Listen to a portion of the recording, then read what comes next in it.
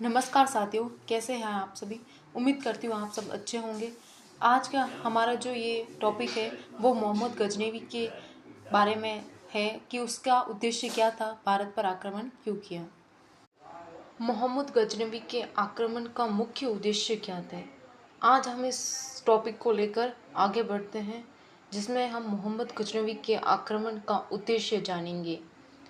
तो उसका पहला उद्देश्य था इस्लाम का प्रचार करना, दूसरा साम्राज्य पर का विजय विस्तार करना, तीसरा था धन की प्राप्ति करना, चौथा था मोहम्मद गजनवी के आक्रमण का ये प्रमुख कारण था कि उसका राज्य जितना ही नहीं था, वो ये नहीं चाहता था कि वो सिर्फ राज्य को जीते, बल्कि वो ये भी चाहता था कि भारत की जो धन संपदा है उसको लूटना चाहता था। वो उसके सैनिक अभ्यारण और गजनी जो उसका साम्राज्य है, जो उसका गजनी साम्राज्य है, उसको सर्वश्रेष्ठ बनाने के लिए भी उसने जो है वो इतने सारे आक्रमण करे।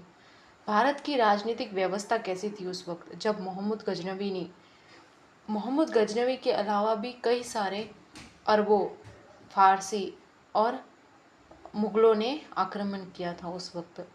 तो भारत की राजनीतिक व्यवस्था कैसी थी उस वक्त। तो उस समय भारत जो था वो अनेक छोटे छोटे राज्यों में बटा हुआ था, जिसमें प्रमुख थे सिंध और मुल्तान हिंदूशाही राज्य। इस समय हिंदूशाही राज्य पर जयपाल और उसके बाद आनंदपाल राज्य का शासन था। कश्मीर की शासन जो था वो उसकी बागडोर रानी निक्ता के हाथ में थी। कन्नौज जो था, यहाँ गुजर प्रतिहार राज्य का शासन था। सामंद जो था, यहाँ विग्रराज राजा का शासन था। बुंदेलखंड जो था, यहाँ चंदेल राज्य का शासन था।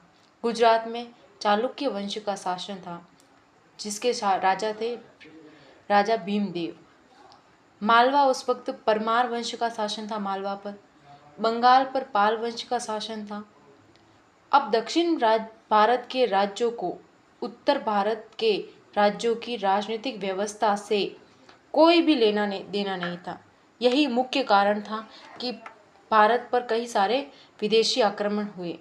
मुख्य कारण यही था कि हमारा देश, हमारा भारत जो था उस समय एक राष्ट्र नहीं था। उसके हमारे भारत में अनेक देसी रियासतों में जो रजवाड़े थे वो बटे हुए थे अनेक राज्यों में, और अलग अलग राज्य के राजा हुआ करते थे, जो सिर्फ अपने ही राज्य की सीमा को बस अपना राज्य समझते थे।